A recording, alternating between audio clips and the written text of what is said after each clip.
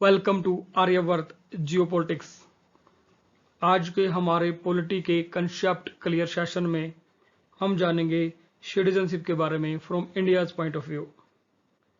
जैसा कि हम सब लोग जानते हैं कि हमारे संविधान में केवल सिंगल सिटीजनशिप का प्रावधान है।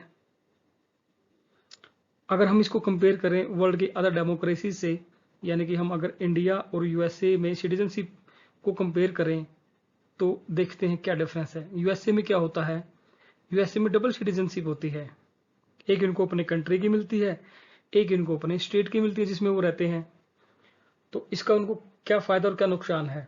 जो अदर स्टेट्स में रहते हैं सिटीजनशिप, उनको अपने अपने स्टेट की सिटीजनशिप मिलती है, और ये जो यूएसए की है ये उनके पास कॉमन सिटीजनशिप रहती है। तो उनको एक तो अपने स्टेट के हिसाब से कुछ पॉलिटिकल और सिविल राइट मिलते हैं, और एक यूएसए की तरफ से, सेंट्रल गवर्नमेंट की तरफ से मिलते हैं। ये होगा यूएसए के कॉन्टेक्स्ट में।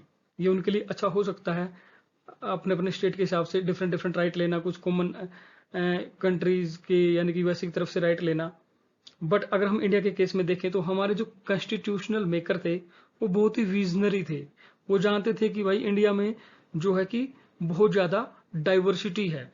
डाइवर्सिटी देखे तो cultural diversity, ethnicity diversity, religious diversity, even की ज्योग्राफी में भी डाइवर्सिटी है। यानी कि कोई स्टेट बहुत ज्यादा एडवांस है, किसमें, कोई एग्रीकल्चर में एडवांस है, तो कोई इंडस्ट्री में एडवांस है ना, कोई बिजनेस में एडवांस है। और कुछ स्टेट हैं जो बैकवर्ड हैं। अगर आप हिल एरिया में जाएंगे तो आपको ना एग्रीकल्चर मिलेगा, ना इंडस्ट्रीज मिलेंगी, केवल टूरिज्म बेस्ड इकोनॉमी मिलेगी। तो ऐसे में अगर डुअल सिटीजनशिप दी होती इंडिया में तो क्या हो जाना था कि कॉमन सिटीजनशिप तो इंडिया की रहती, बट स्टेट टू स्टेट अगर अलग अलग सिटीजनशिप मिली होती तो उनके जो सिविल और पॉलिटिकल राइट है वो अपने स्टेट के हिसाब से होती।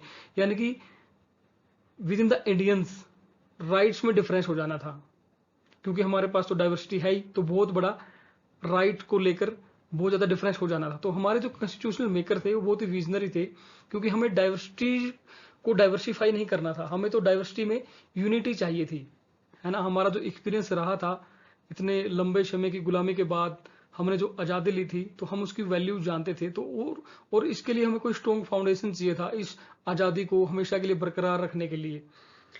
तो जो बहुत ही विजनरी थे हमारे संविधान को बनाने वाले, तो उन्होंने सिंगल सिटीजनशिप को अपनाया। यानी कि आप किसी भी स्टेट के रहने वाले हो, आपको केवल इंडिया की सिटीजनशिप मिलेगी, यानी कि इंडियन सिटीजनशिप मिलेगी आपको। यानी कि आप कश्मीर से लेकर कन्याकुमारी तक, अरुणाचल से लेकर गुजरात तक कहीं के भी रहने वाले हो, you will be called only the citizen of India. इसकी सबसे बड़ी क्या एडवांटेज थी, इसकी सबसे बड़ी यही एडवांटेज थी कि थ्रू आउट द कंट्री सभी को, चाहे वो कहीं का भी रहने वाला हो हमारे देश में, उसको सेम सिविल और पॉलिटिकल राइट मिलेंगे। यानी कि कोई डिफरेंस नहीं होगा राइट में, कोई डिस्क्रिमिनेशन नहीं होगा। तो ये सबसे बड़ी एडवांटेज थी, क्योंकि यूनिटी हमारी प्रायोरिटी थी। तो इसलिए हमने सिंगल सिटीजनशिप को अपनाया।